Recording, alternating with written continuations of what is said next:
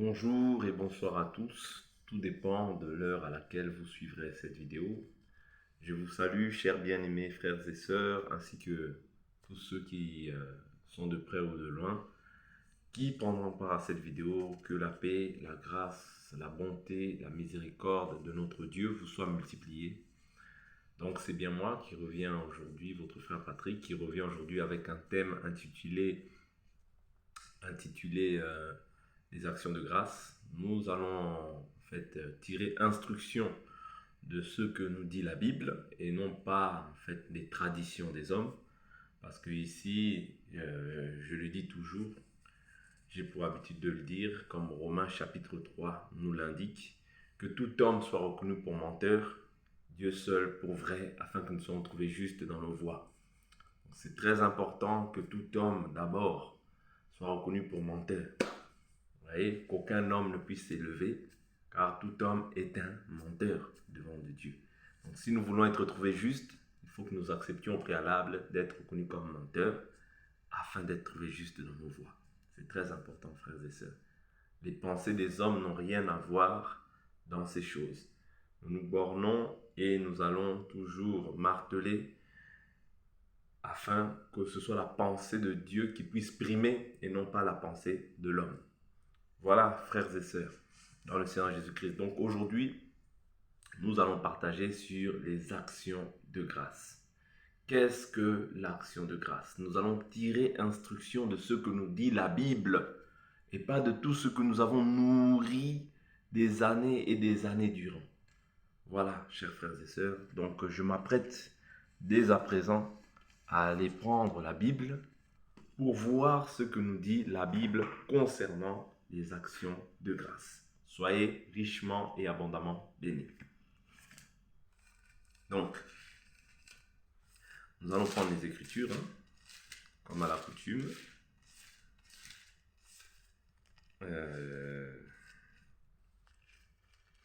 Nous allons voir déjà, premièrement, l'action de grâce comme étant le parler en langue. L'action de grâce comme étant le parler en langue. Ici, je suis dans 1 Corinthiens, chapitre 14, à partir du verset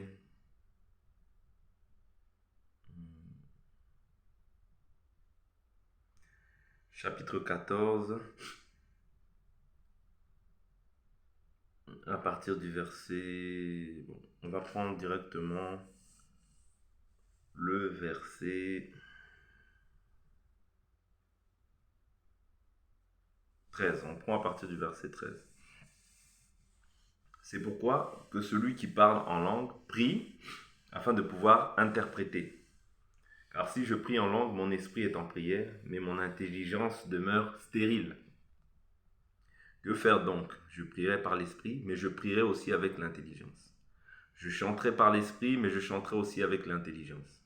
Autrement, si tu rends grâce par l'esprit, comment celui qui est assis parmi les simples auditeurs répondra-t-il Amen à ton action de grâce, puisqu'il ne sait pas ce que tu dis? Tu rends, il est vrai, d'excellentes actions de grâce, mais l'autre n'est pas édifié. Je rends grâce à Dieu de ce que je parle en langue plus que vous tous. Mais dans l'église, je préfère dire 5 paroles avec mon intelligence afin d'instruire les autres plutôt que 10 000 paroles en langue. Donc ici, nous tirons l'instruction de l'action de grâce en tant que le parler en langue. Suivez-moi très bien afin que nous puissions comprendre en fait qu'est-ce que l'action de grâce. Je répète. Paul ici est en train de mentionner le fait que de parler en langue, c'est-à-dire c'est une édification, d'accord, personnelle, parce que je ne l'ai pas lu, mais il est vrai que dans 1 Corinthiens 14, à partir du verset 2, il est écrit « En effet, celui qui parle en langue ne parle pas aux hommes, mais à Dieu, car personne ne le comprend, et c'est en esprit qu'il dit des mystères. » Vous voyez? C'est-à-dire que celui qui parle en langue parle à Dieu, d'accord? Parle à Dieu et non aux hommes. Personne ne le comprend, c'est en esprit qu'il dit des mystères. Au verset 4, il dit, celui qui parle en langue s'édifie lui-même, et celui qui prophétise édifie l'Église. Donc, le parler en langue, c'est une édification. C'est-à-dire, je m'adresse à Dieu et personne ne me comprend. Et Paul, au verset, du verset 14 au verset 18, nous avons lu qu'il dit ici que tu rends, il est vrai, d'excellentes actions de grâce. C'est-à-dire que le parler en langue, c'est aussi une action de grâce. Maintenant, qu'est-ce que l'action de grâce? L'action de grâce, c'est le fait de remercier Dieu. D'accord? C'est le fait de remercier Dieu. C'est le fait d'être reconnaissant à Dieu pour un bienfait. Ouais, pour un bienfait. C'est le fait d'être reconnaissant à Dieu par rapport au fait que nous sommes en vie. Toutes ces choses-là, ce sont des actions de grâce. Mais nous n'allons pas nous limiter là, nous allons prendre les Écritures pour pouvoir vraiment être fondés sur ce qui est écrit et non plus rester sur des raisonnements terre à terre. Vous voyez, nous allons vraiment prendre les Écritures afin de vraiment comprendre ces choses. Je vais prendre une écriture. Donc ici, nous voyons déjà dans un premier temps l'action de grâce comme étant le parler en langue. Vous voyez, ici même, il stipule que ce sont d'excellentes actions de grâce que nous rendons par l'Esprit. Vous voyez, c'est-à-dire que quand je prie en langue, mon intelligence demeure stérile. D'accord? Quand je prie en esprit, mon esprit est en prière, mon intelligence demeure stérile. Ok? Et en agissant ainsi, je rends d'excellentes actions de grâce. Ok. Allons dans 1 Corinthiens toujours. 1 Corinthiens chapitre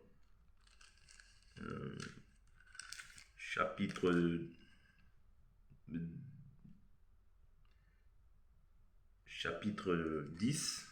1 Corinthiens chapitre 10. À partir du verset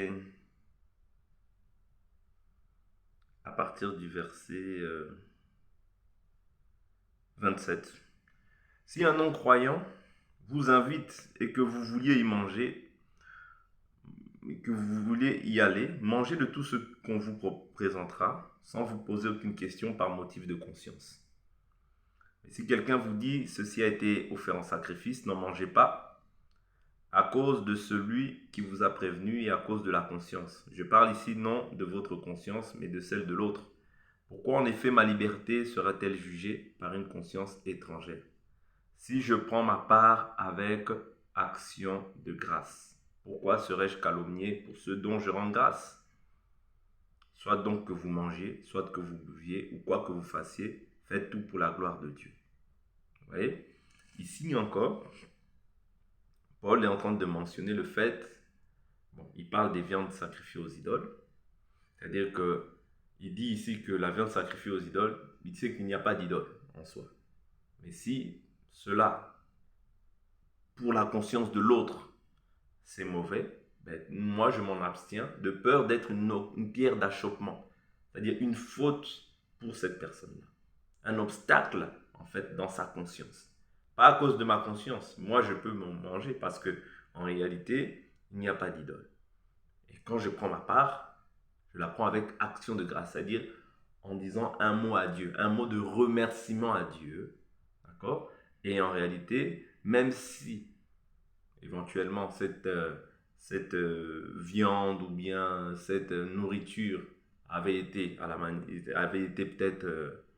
avait pris une autre forme, c'est-à-dire peut-être il y avait eu des incantations ou des choses démoniaques qui avaient été faites, en réalité ça revient à l'état initial. Vous voyez, cette nourriture revient à l'état initial parce que je rends grâce à Dieu et ces aliments reviennent à l'état initial. Donc, en soi, quand je rends grâce à Dieu, tout est pur. Vous voyez? Tout est pur. D'où, ici, nous voyons l'action de grâce comme la prière. Comme le fait de remercier Dieu parce qu'il nous a donné quelque chose à manger. Nous avons vu, déjà dans un premier temps, l'action de grâce comme étant le parler en langue. Et Paul dit qu'il s'agit même d'excellentes actions de grâce.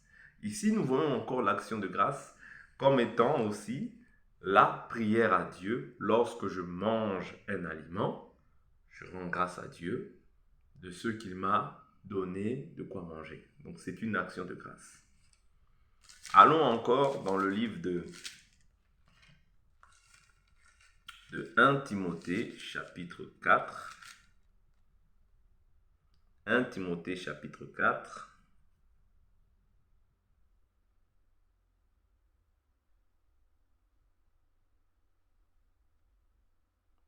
« 1 Timothée chapitre 4, à partir du verset 3, la Bible nous dit « Ils prescrivent de ne pas se marier et de s'abstenir d'aliments que Dieu a créés pour qu'ils soient pris avec action de grâce. » Amen. Vous voyez? Ils prescrivent de ne pas se marier et de s'abstenir d'aliments que Dieu a créés. C'est-à-dire que tous les aliments ont été créés par Dieu. Pour qu'ils soient pris avec action de grâce. Vous voyez?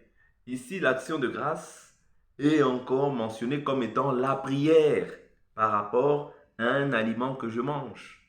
Donc, je rends grâce à Dieu pour les aliments qu'il m'accorde.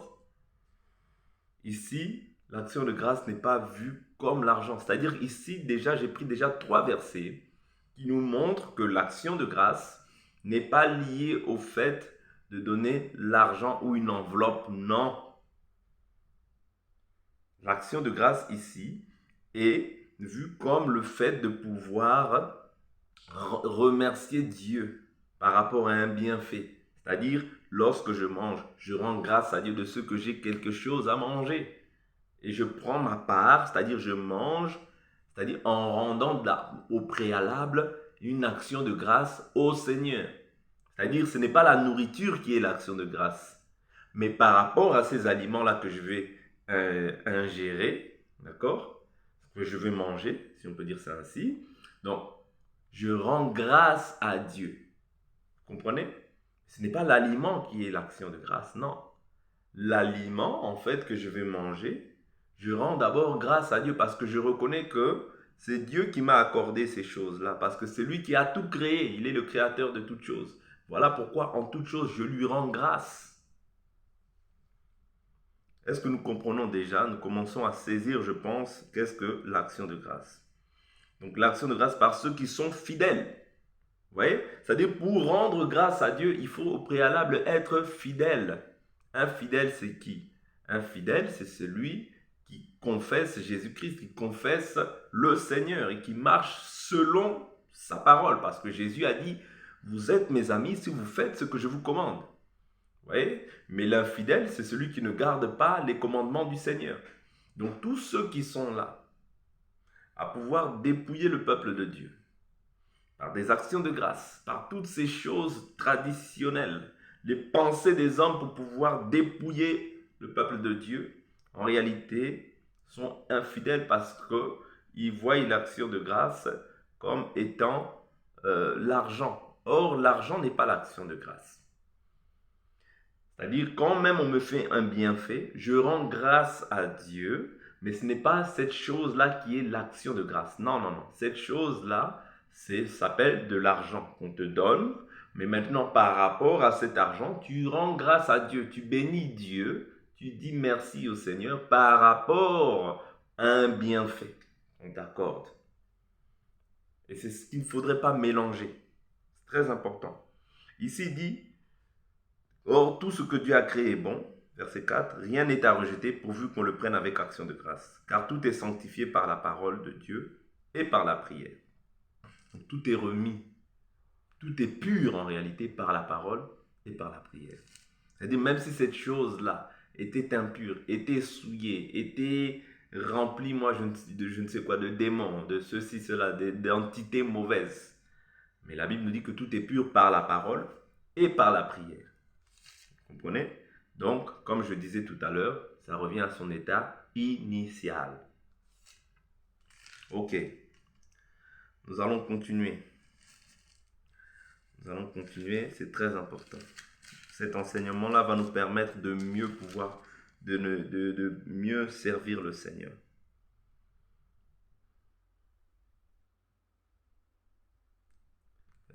Donc je vais prendre encore une autre écriture. C'est certainement pour ces choses-là que beaucoup en fait s'imaginent. Allons dans 1 Timothée chapitre 2. Je prends plusieurs témoins des Écritures, afin que ces choses-là soient claires et que nous ne puissions pas commencer à rejeter en fait l'enseignement que je suis en train de présenter ici. C'est-à-dire que l'enseignement que je suis en train de présenter ici, je suis en train de présenter les Écritures qui parlent des actions de grâce et voir comment est-ce que les apôtres ont présenté l'action de grâce. Est-ce qu'ils l'ont présenté en forme d'argent ou est-ce qu'ils l'ont présenté en forme de signe de reconnaissance à Dieu? 1 Timothée chapitre 2, le verset 1. J'exhorte donc en tout premier lieu à faire des requêtes, prières, intercessions, actions de grâce pour tous les hommes. Oui, pour les rois et pour tous ceux qui occupent une position supérieure, afin que nous menions une vie paisible, tranquille, en toute piété et dignité. Oui, donc ici encore, l'apôtre Paul nous démontre que il nous parle des requêtes, des prières, des intercessions, des actions de grâce. Oui. Comme je disais tout à l'heure, c'est que l'action de grâce, c'est le fait de remercier Dieu vis-à-vis d'un bienfait. C'est la reconnaissance à Dieu. Par exemple, je prends un exemple. Je te bénis Seigneur, je te loue, je te glorifie. Que la gloire te revienne parce que tu m'as fait du bien, parce que tu m'as gardé tout au long de cette journée. Du matin jusqu'à cette soirée, tu as gardé moi ainsi que ma famille. Tu nous as préservés du mal. Vous voyez, je rends grâce à Dieu pour ses bienfaits dans ma vie. Vous voyez, c'est une action de grâce, une action de reconnaissance. C'est-à-dire être reconnaissant de la grâce que j'ai d'être en vie, être reconnaissant de la grâce que Dieu me donne d'avoir de quoi manger, de quoi boire, être reconnaissant du travail que j'ai, être reconnaissant de la santé que j'ai, parce que tout ce que j'ai en fait, c'est une grâce qui nous vient de Dieu. Voilà pourquoi je lui rends des actions de grâce. Et ici, il parle de l'action de grâce comme étant aussi la prière. Vous voyez, l'action de grâce, c'est la reconnaissance, c'est la prière à Dieu. Et non pas l'enveloppe que les gens ont tordu le sens des Écritures pour leur propre ruine. Vous voyez? Donc, allons voir encore une autre écriture qui parle de l'action de grâce. Je vais maintenant dans le livre de Thessaloniciens. Je crois que là-bas aussi, il parle de l'action de grâce.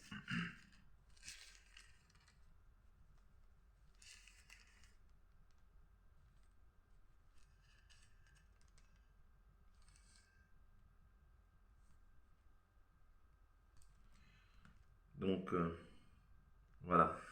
1 Thessaloniciens, chapitre 2, le verset 13.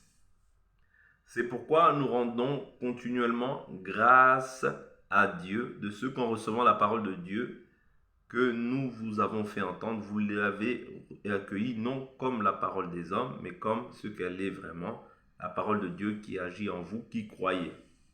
Vous voyez? Ici encore, il dit, je rends continuellement grâce à Dieu. Vous voyez? C'est-à-dire, il ne cesse de pouvoir adresser des remerciements, d'être reconnaissant envers Dieu pour les saints.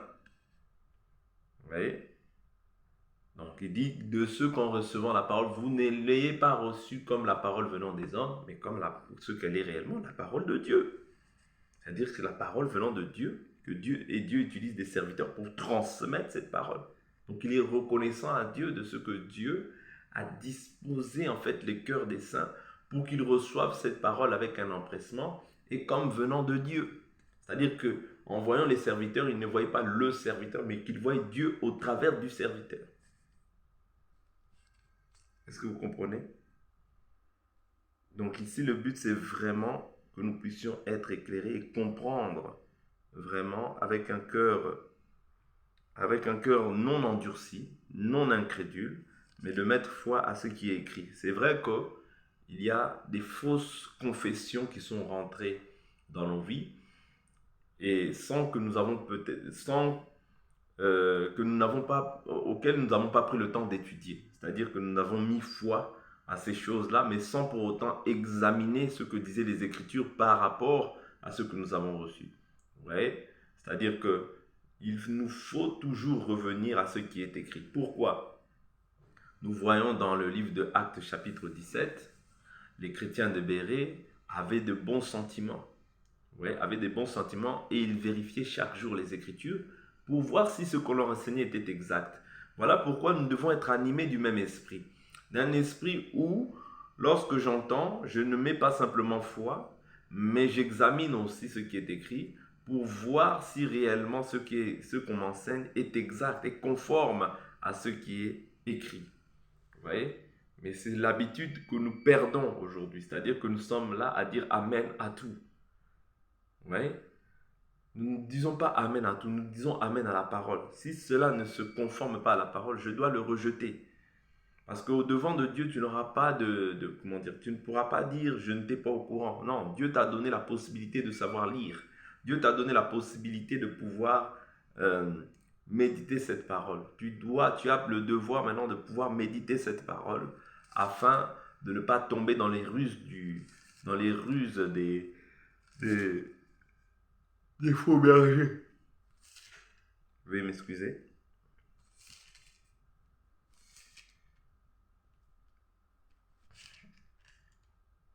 1 Thessaloniciens chapitre 3. 1 Thessaloniciens chapitre 3, verset 9. La Bible nous dit: quelle action de grâce nous pouvons rendre à Dieu à votre sujet. Oui. Pour toute la joie dont nous nous réjouissons à cause de vous devant notre Dieu. Oui. Nuit et jour, nous lui adressons de très instantes supplications, afin de voir votre visage et de supplier à ceux qui manquent à votre foi. Vous voyez? Ici, l'action de grâce, il parle non seulement de l'action de grâce, mais aussi de la supplication. C'est-à-dire, dans une même prière, nous pouvons retrouver l'action de grâce. Dans une même prière, nous pouvons retrouver la supplication. Dans une même prière, nous pouvons retrouver la supplication, la prière d'autorité. Et toutes ces prières, nous pouvons les retrouver dans une et même prière. Vous voyez? Oui. Donc la prière d'action de grâce, la prière de supplication, la prière d'intercession, la prière de supplication. Vous voyez? Toutes ces choses-là, nous pouvons les retrouver dans une seule et même prière. La prière de combat. Ouais. Dans une seule et même prière, je peux faire toutes ces prières-là. Maintenant, à moi de savoir quelle prière je fais à tel moment, quelle prière je fais à tel moment, quelle prière je fais à tel moment. Vous voyez? Mais l'idée ici, ce n'est pas de dire, bon, là, j'entre dans la prière de combat. Non, là, j'entre dans la prière de ceci. Non, l'idée n'est pas cela. Mais l'idée est simplement de pouvoir comprendre, c'est-à-dire par l'enseignement, cette prière-là, j'étais dans une prière de combat. J'ai aussi supplié le Seigneur. J'ai aussi en même temps rendu grâce à Dieu. J'ai aussi en même temps intercédé. Vous voyez? Donc, toutes ces choses font en sorte que nous puissions savoir. C'est simplement pour avoir l'enseignement. Et lorsque je rentre dans la prière, je ne prie pas forcément dans l'objectif de me dire, bon, je vais orienter ma prière comme ça. Non, pas forcément. Donc, tout dépend de la manière dont le Saint-Esprit nous conduit. Voilà, chers frères et sœurs, je vais prendre encore quelques autres écritures, toujours pour l'action de grâce. Donc ici, comme je le disais, nous avons vu l'action de grâce par rapport à la prière.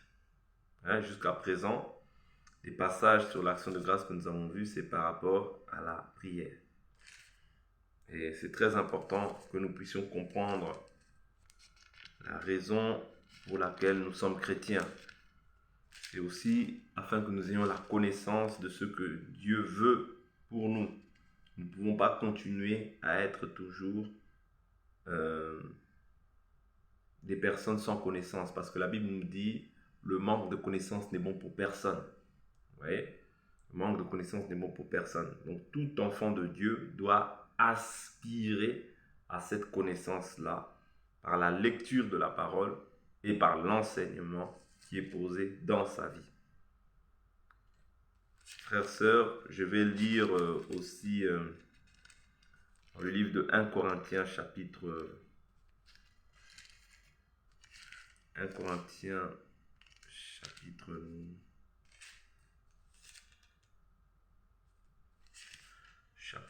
7, non, 2 Corinthiens, pardonnez-moi, 2 Corinthiens, je crois, chapitre 7. 2 Corinthiens, chapitre 7, parce qu'ici, il a beaucoup aussi parlé des actions de grâce et des collectes. Donc, nous allons un peu voir ici aussi, à la lumière des Écritures, ce qu'il est dit. Donc, je suis dans le livre de 2 Corinthiens, chapitre 7. Donc, ici, nous allons prendre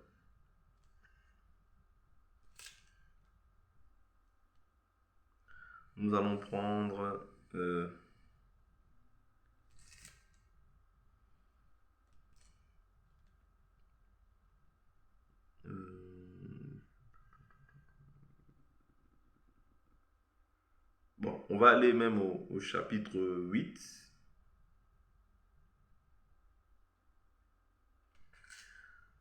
Chapitre 8.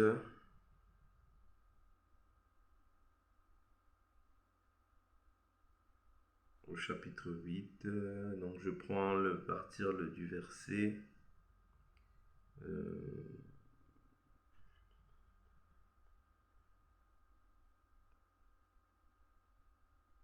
non, c'est le chapitre 9. Veuillez m'excuser, c'est le chapitre 9 à partir du verset 8. Et Dieu a le pouvoir de vous combler de toutes sortes de grâces, afin que possédant toujours à tous égards de quoi satisfaire à tous vos besoins, vous ayez encore en abondance pour toute œuvre bonne.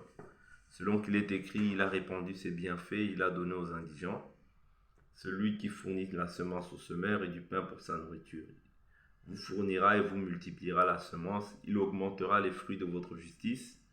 Vous serez de la sorte enrichis à tous égards, en vue de toute espèce de libéralité, qui par notre moyen aura pour résultat des actions de grâce envers Dieu.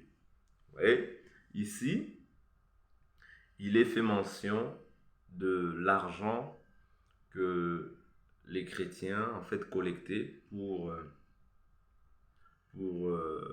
des promesses ou bien des collectes en fait que les chrétiens collectaient. Et à cause de ces collectes-là, en réalité, les disciples et les ministres rendront grâce à Dieu.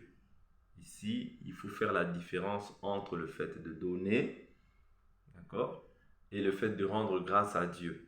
Ce sont deux actes différents. Mais c'est par le bien, c'est-à-dire c'est par la bienveillance que manifestent les saints, d'accord? Cette bienveillance, cette bonté-là, voilà, cette bonté-là vis-à-vis, cette libéralité-là, voilà, cette libéralité-là qu'ils sont en train de manifester, fait abonder maintenant des actions de grâce auprès du Seigneur. Comprenez? Donc il ne faudrait pas dire que l'action de grâce, c'est l'argent. Non, l'action de grâce n'est pas l'argent. L'action de grâce, c'est le fait de remercier Dieu. Dans ce cas précis, ils remerciaient Dieu par rapport au fait qu'on leur donnait l'argent. Vous voyez?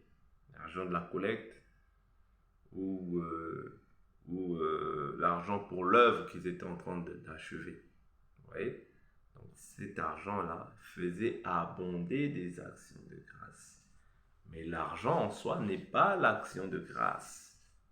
Faisons la différence dans ces choses-là, pour ne pas tomber dans dans la cupidité, dans l'amour de l'argent, ou pour ne pas commencer à mettre la pression aux gens en parlant des actions de grâce, en espérant simplement dépouiller et détruire le peuple de Dieu. Frères et sœurs, repentons-nous de ces actes-là, Dieu nous jugera. Que la paix, la grâce, la bonté, la miséricorde de notre Dieu soit avec vous, au nom de Jésus-Christ.